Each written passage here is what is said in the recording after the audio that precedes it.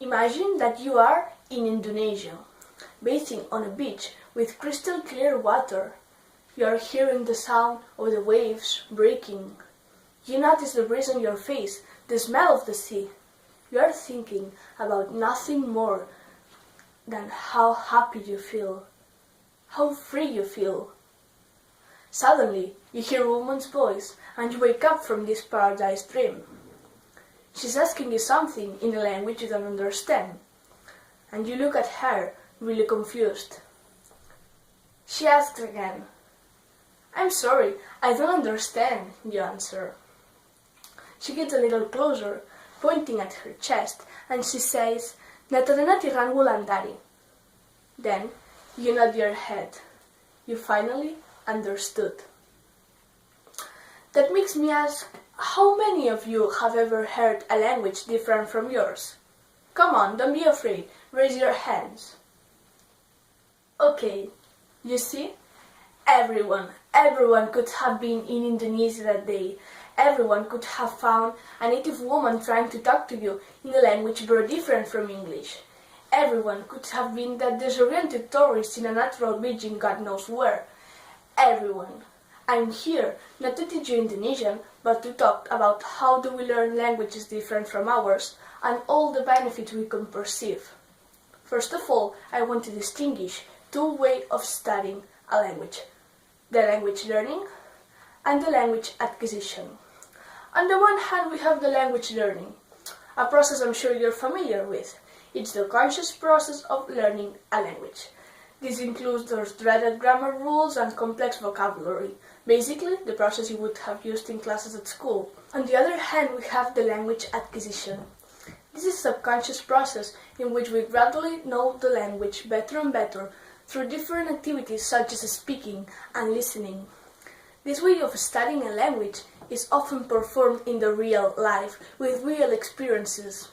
For example, when you are at university and you go a whole year to Paris school, you come back home with a high level of fluency in French, but maybe you have no idea about the grammar of the passé composé, although you use it with ease. This is not a problem because it would be much easier for you to then learn the boring part, which is the one used at school, of course.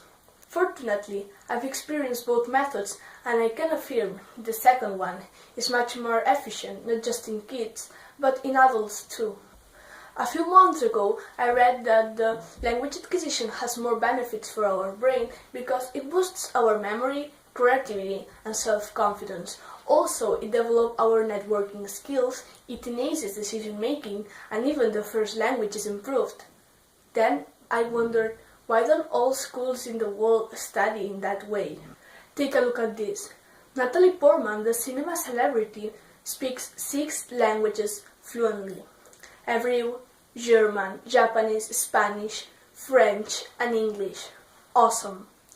Audrey Hepburn, who was bilingual like me, also spoke 6 languages: French, Italian, Spanish, German, English, and Dutch. Colin Firth, who married the Italian Livia Giuglioni, said love is a wonderful excuse to learn another language, which is true. And Eddie Izzard declared he had a political basis to learn foreign languages.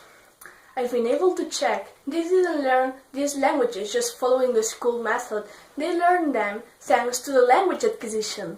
To conclude, I want to give you my advice. Acquire and then learn.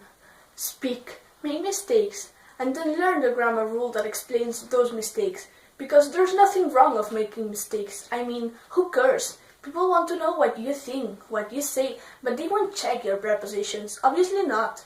If you make mistakes, the rules will make far more sense, and you will spend less time trying to understand them.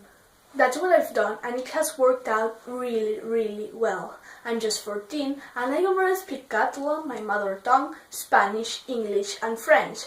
That's not as good as Natalie Portman or Audrey Hepburn, but not a bad start, isn't it? Having said that, I want to encourage all schools in the world to innovate, to teach a second or third language following a more natural process, to teach through fun. I'm absolutely sure students will be much more motivated, and as a matter of fact, we'll have in the future a more cultured and open-minded society. It would be really nice to make friends worldwide. I would like to share my experiences with that woman from Indonesia and learn from her. The technology required is ready for that change, but are we also ready?